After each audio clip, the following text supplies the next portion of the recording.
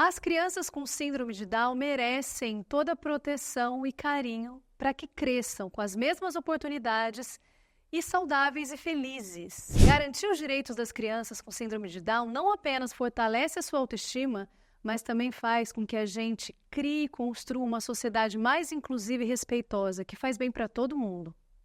E esse é o futuro que a gente quer.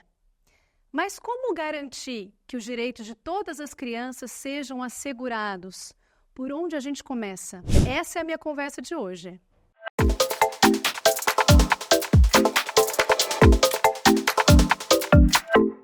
Olá, meu nome é Bruna e esse é o PodClean, o podcast da Clean. Vou falar com duas mães, uma delas você já conhece, que é a Aline, e também a Jéssica. Bem-vinda, meninas. Obrigada. Obrigada. Queria que vocês se apresentassem primeiro, quem vocês são, que se quiserem falar dos filhos, se quiserem falar da profissão, acho que ajuda bastante as pessoas conhecerem vocês melhor. Eu sou a Jéssica, como você me apresentou, eu sou terapeuta ocupacional de formação já fazem 11 anos e eu tenho 4 filhos. Eu tenho as gêmeas, que é a Antonella e a Clarice, as duas com T21, com síndrome de Down. Elas estão com 3 aninhos. Tenho a Valentina, que tem 1 aninho e 4 meses. E agora, o próximo bebê que está aqui na minha barriga ainda, que é o Luiz Antônio. Obrigada por ter vindo hoje. E a Aline, eu sei que tem muita gente que já conhece ela, mas se apresenta de novo. Sou a Aline, sou professora há mais de 15 anos. Sou mãe da Giovana, que tem 11 anos, e do Gustavo, que tem 4 aninhos e que tem síndrome de Down. Meninas, vamos ajudar as mães, os pais que estão em casa e não sabem por onde começar? Quais são os direitos assegurados por lei para as crianças com síndrome de Down? Nós temos, Bruna, uma lei que é a Lei Brasileira da Inclusão, que nos assegura de vários direitos, né? Então nós temos, como qualquer pessoa, como qualquer cidadão, mas pensando na pessoa com deficiência, nós temos direito à saúde, nós temos direito à educação, nós temos direito a ter uma vida. Eu falo como mãe de pessoas com deficiência, então por isso que eu falo nós, temos esse direito. Na Lei da Inclusão, na Lei Brasileira da Inclusão, na questão da saúde, nós temos direito a ter as terapias de forma precoce e com uma equipe multidisciplinar. Por que eu trago isso em primeiro, né? Porque eu acho que a saúde, quando fala em saúde, quando nasce uma criança com deficiência, uma das primeiras perguntas é: e aí, precisa fazer terapia? Quais terapias? Eu tenho direito a fazer terapia? E sim, nós temos direito de fazer terapia de forma precoce. E isso é essencial para o desenvolvimento das nossas crianças. É importantíssimo que tenha um acompanhamento com uma equipe qualificada e com uma equipe multidisciplinar, né? Então, como terapeuta ocupacional, eu já tinha essa informação e na prática, como mãe também, eu vejo o quanto isso é essencial. Eu acho importante destacar que não tem uma lei específica para as crianças com síndrome de Down, né? Que todas as leis que são voltadas para as pessoas com deficiência, entra a pessoa com síndrome de Down. Então, a lei, né, igual a Jéssica falou, prioriza muito essa questão do acesso à educação, à escola regular, que tenha conteúdo adaptado, que tenha um profissional de apoio. E eu penso também, igual a Jéssica falou, na questão da saúde, né, que quando nasce um filho com deficiência, tem outras demandas, que é a estimulação precoce, que é importantíssimo desde muito pequenininho. Então, ter acesso a profissionais de qualidade, eu acho muito importante nessa fase. Bom, a gente pode falar que essas leis protegem as crianças. Mas o que precisa ser melhorado ainda? As leis existem, né? As leis existem no papel, que elas sejam cumpridas, né? Sem que a gente precise brigar pelos nossos direitos. Porque eu, enquanto mãe atípica, o que mais me machuca é ter que brigar o tempo todo. É brigar para conseguir um profissional de qualidade pelo convênio. É brigar para, igual outro direito, que eu sou funcionária pública, tenho redução de carga horária.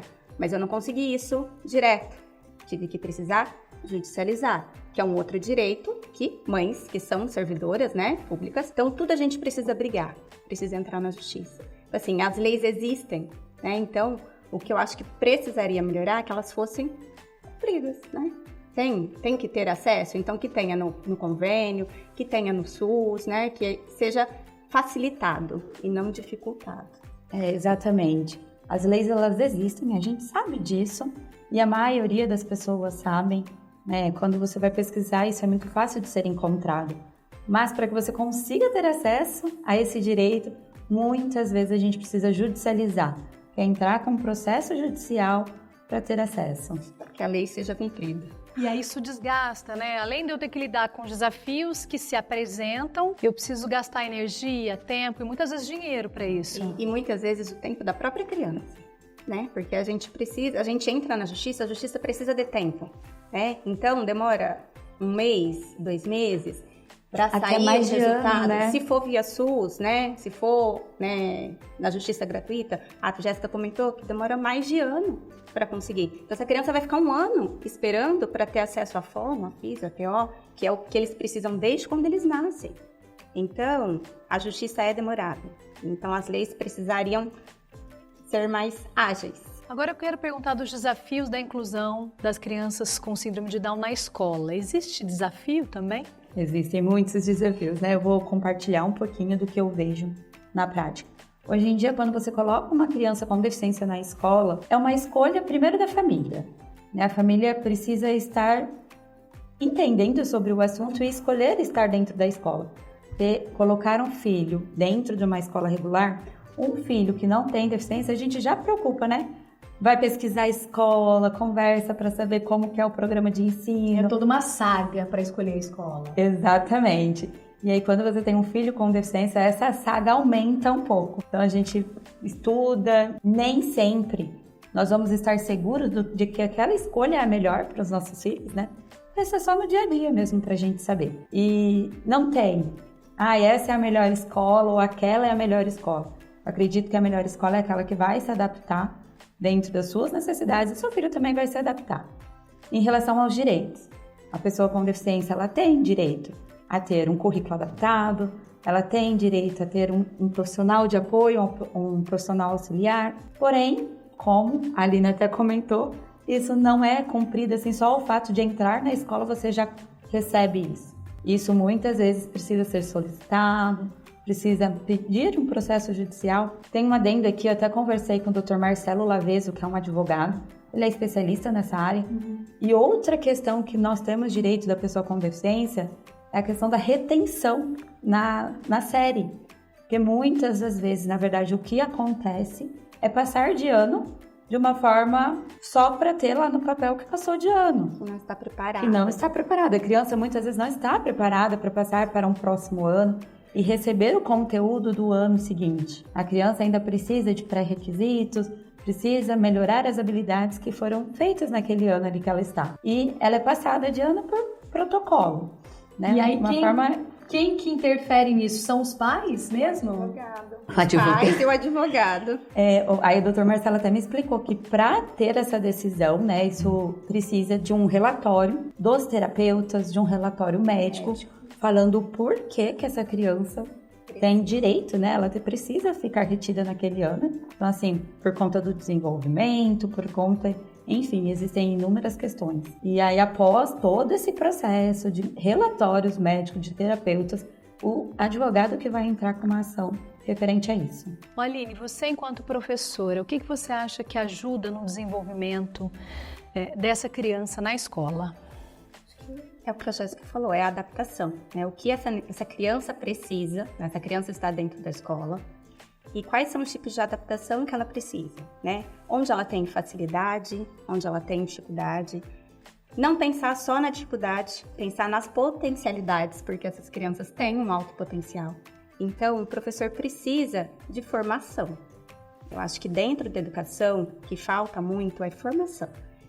Hoje, eu conheço muito sobre a síndrome de Down, sim, mas porque eu sou mãe, não porque eu sou professora, né? Se eu tivesse recebido um aluno com síndrome de Down antes do Gustavo, eu não teria o conhecimento que eu tenho hoje. Teria que ter ido atrás, né?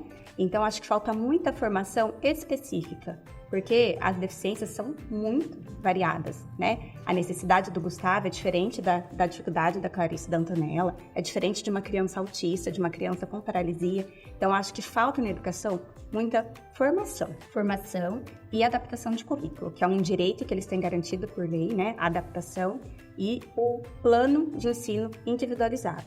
Então, os objetivos têm que ser traçados de acordo com a necessidade da criança. Então, tem o plano de ensino da sala de aula e tem o plano de ensino individualizado, que é das crianças com deficiência. Isso é lei, eles têm que ter direito a ter esse plano de ensino individualizado. Então, através desse plano de ensino, buscar estratégias para atingir os objetivos traçados ali com aquela criança. E isso nem sempre acontece, é isso? Não. Tem escolas que eu vejo relatos de mães, né, que desconhecem, né, que a mãe fala, ó, chega na escola, não sabe, não só na pública, na particular, que se recusa a fazer, a gente vê muitos relatos disso na internet. Aqui a gente tem essa obrigatoriedade, né, aqui no município do plano, aqui é PDI, não é PEI, é PDI, Plano de Desenvolvimento Individualizado. Então, aqui é feito, mas tem muitos lugares que é até desconhecido. Na hora que você fala que tem que ter, a pessoa desconhece, a escola desconhece. Jéssica, agora eu quero perguntar para você. Você é terapeuta ocupacional. Já era antes das meninas chegarem. Como a terapia ocupacional ajuda no desenvolvimento motor e cognitivo? A terapia ocupacional é uma das áreas importantíssimas desde quando a criança é bebezinha, né? Criança com síndrome de Down, com deficiência. Mas especificamente na síndrome de Down, falo que existem 3 áreas que são muito importantes. É a fonoaudiologia, a terapia ocupacional e a fisioterapia. Dentre as 3, a que é menos conhecida geralmente é a terapia ocupacional. Então, eu recebo inúmeras mensagens, né? Jéssica, mas o que a terapia ocupacional faz? Como que a terapia ocupacional vai auxiliar? E a terapia ocupacional, ela auxilia tanto na parte motora como no sensorial. O sensorial é uma das partes mais importantes para o desenvolvimento. Se a gente for pensar, tudo que a gente faz hoje em dia, a gente está recebendo estímulo sensorial do meio. Então, seja som, seja uma parte tátil, a luz. Então, tudo isso interfere na forma como a gente está recebendo as informações. Crianças com síndrome de Down, pessoas, até adultos muitas vezes, têm dificuldade em assimilar, em integrar todas essas informações do meio ambiente e responder de uma forma adequada. Então, como que eu estou falando isso? Eles recebem as informações do meio ambiente como se não soubesse como responder e isso afeta a parte motora. Então, se a gente pensar que toda vez que a gente tem uma entrada sensorial, a gente tem uma resposta, seja ela adequada ou não. Então, integrar isso desde bebê auxilia muito no desenvolvimento motor, no desenvolvimento cognitivo, nas atividades de vida diária, que é para ter uma maior independência.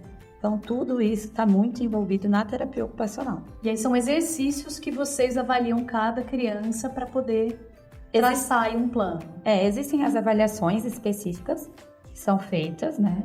Quando a criança entra, são feitas várias avaliações. Dentre essas avaliações, nós vamos ver aquilo que está com maior déficit e aquilo que precisa ser trabalhado. E aí tem ali um plano de tratamento. E todas essas terapias estão disponíveis na área pública e é fácil o acesso? Queria que vocês me contassem um pouquinho. Existem sim os tratamentos na rede pública. A gente não pode falar que não existe. Porém, nem sempre são qualificados, né? Nem sempre é aquele tratamento que é oferecido que vai ser suficiente. Porque o que a gente mais vê são terapias de 30 minutos, terapia uma vez por semana, terapia assim que, se a gente pensa numa criança, para a criança entrar para uma terapia e começar a responder, 30 minutos, na hora que a criança parou de chorar, está acostumando com o terapeuta, a terapia acaba. E isso normalmente não é o suficiente. Terapias com qualidade, terapias intensivas ou terapias que exigem ali uma certificação, muitas vezes não está disponível pelo SUS. O SUS também tem essa questão da demanda, né? Existem o básico, né? Fisio, fono, TO. Só que a fila de espera para chegar nesses serviços é imensa, né? Então espera-se muito tempo. Existe no SUS? Existe. Mas é uma espera muito grande. E até essa questão de chegar na terapia, porque não é você bate lá na porta da clínica, ó, vim aqui. Você tem que passar pela pediatra, a pediatra encaminha para o neuro vai fazer uma avaliação multidisciplinar para depois encaminhar para a terapia. Esse processo até chegar na terapia, via SUS, faz mais de 1 ano. E aí tem fila de espera. Fila de espera para fono, fila de espera para TO. Então, assim, existe, mas a demanda é muito maior do que é oferecido. E não tem essas terapias específicas que a Jéssica falou, né? Que são os métodos intensivos, certificação de AIRES, que é a integração sensorial, igual o Gustavo faz. E aí isso já não tem via SUS. É via convênio. Muitas vezes até o convênio não oferece. Aí o médico prescreve, o que a gente tem que fazer? judicializar. Era isso mesmo que eu ia comentar. Nem no convênio nós temos acesso fácil a essas terapias. Então, se você chegar e falar assim, eu preciso, o médico vai prescrever, né? Isso quem vê vai ser o médico. Você precisa fazer tal terapia. Você chega no convênio e você é negado. Então, entra a judicialização de novo. E essa judicialização muitas vezes demora? Depende do caso. Existem casos agora, eu venho vivenciado isso, que sai a judicialização, o juiz ele dá o parecer que a criança precisa daquela terapia e o convênio não está cumprindo com aquela liminar que já foi dada. A criança já ganhou o tratamento e mesmo assim não começa o tratamento. Muitas vezes os convênios estão preferindo pagar multas, enfim, aí entram várias questões, né? Mas é complicado conseguir ter acesso aos direitos. Existe recurso disponível para a família que tem uma pessoa com deficiência? Vocês conhecem algum programa que auxilia no desenvolvimento dessa criança? Comentei aqui com a Jéssica, né? A gente estava conversando aqui. O Gu nasceu numa pandemia. Então, assim, foi muito difícil acesso à terapia, a médicos e aprender sobre a síndrome de Down. Uma coisa que me ajudou muito chama Movimento Down. É um site e tem várias cartilhas que começa do básico. O que é a síndrome? O que a gente pode fazer enquanto família? Tem uma cartilha específica só de estimulação para fazer em casa, né? As comorbidades da síndrome de Down, o que ele pode ter decorrente da síndrome de Down. Então, tem essa questão da saúde, os direitos da educação. Então, dentro do site, tem várias cartilhas muito bem formuladas que ajudam muito. É um norte bacana para conhecer sobre a síndrome de Down, para saber o que essa criança precisa, dicas de estimulação. Então, eu acho que é um site que é muito bacana para quem recebe um diagnóstico. E é confiável, né? Sim, confiável. Porque a gente tem que tomar muito cuidado com a internet. Sim. Infelizmente. Para finalizar, eu acho que vocês já falaram bastante do que falta. Como a gente, enquanto sociedade, pode contribuir para que as crianças com deficiência, no geral, possam ser incluídas? Se faltam campanhas, o que vocês pensam sobre isso? Como é que a gente pode ajudar? Eu acho que falta muito conhecimento sobre o que é a síndrome de Down, né? Então, acho que falta, assim, divulgar. Divulgar que a síndrome de Down existe, o que eles são pessoas, né? Como outras pessoas qualquer, e que eles precisam de respeito, né? E conscientização. Então, acho que a sociedade precisa conhecer, né? Que a inclusão tem que acontecer em todos os lugares, né? A inclusão não é só a inclusão escolar. Então, essa criança precisa ser respeitada em todos os espaços. Então, eu acho que o que falta muito sobre a síndrome de Down é conhecimento. Muitas vezes a gente vai conversar com uma pessoa que não tem nenhum contato com a síndrome de Down e vem aqueles rótulos, né? Aqueles pensamentos ultrapassados sobre a síndrome de Down. E aí a gente tem que contornar e explicar. Então, acho que uma coisa que falta muito é conhecimento. Eu ia comentar sobre isso. Existem ainda muitos rótulos, né? Síndrome de Down é a criança, a síndrome do amor, é uma criança amorosa. O eterno bebê. É um eterno bebê. Você vai ter eternas crianças na sua casa. E não, isso tudo precisa ser desmistificado, né? São crianças agora que são crianças, mas crescem, viram adolescentes, adultos, têm todo o potencial para ter uma vida independente. Lógico que, para ter uma vida independente, a gente vai precisar, sim, dar um suporte, um auxílio, proporcionar isso. Mas eles têm todo o potencial. Fala até a questão da síndrome de Down não ser doença. Muitas vezes a gente ainda vê, tadinho, ele tem síndrome de Down, e pergunta se é doença. Então, assim, o básico, muitas vezes a gente precisa explicar ainda sobre a síndrome de Down. Acho que negar é o único caminho que não é possível, né? Sim. Que não ajuda vocês. E tratar como coitados, como tadinhos, isso também não ajuda. A gente fala que entendemos, né? Eu pelo menos entendo. Muitas vezes não é por maldade que as pessoas...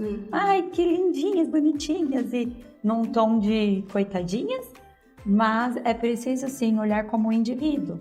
Olhar como potencial. Quando precisa ficar bravo, tem que ficar bravo. Ai, mas ela não entende. Entende, tem que ficar bravo, tem que colocar limite. Porque senão vão crescendo e vão ficando folgados também, né? Eu tive um questionamento nesse sentido. Ai, mas ele tá fazendo isso, o que eu posso fazer? A mesma coisa que você faz com as outras crianças, né? Tem que ter limite, não é não pode, não vai. Então, assim, é tratar como pessoa, que antes da síndrome de Down, eles são pessoas, são crianças, como outras qualquer. Vai fazer bagunça, né? Tem as peraltices. Então, é tratar com respeito e a gente, enquanto família, enquanto sociedade, dar o suporte necessário para que eles tenham uma vida feliz e independente. Uma dica nisso é a comunicação simples, né? É falar de forma clara e objetiva. Porque quando a gente fala com muitas palavras ou muitos rodeios, vamos se dizer assim, é muito mais difícil deles compreenderem. Então, é preciso ter uma comunicação mais simples com eles. Isso auxilia na compreensão. Bom, o PodClean fica por aqui cumprindo essa função de trazer informação, de fazer com que a sociedade saiba que é papel de todos nós criarmos uma sociedade mais inclusiva e respeitosa para os filhos de vocês, para os outros filhos. E você que é pai e mãe, que vai começar essa jornada, pode conferir aqui esse bate-papo tão interessante, tão bacana com mães aí, que enfrentam desafios, mas que sabem também dessa beleza da maternidade, que tentam deixar um mundo melhor para os filhos delas. Obrigada, meninas. Obrigada, eu que agradeço. O papel de cada um de nós é importante nessa construção de uma sociedade mais respeitosa. Até o próximo PodClean.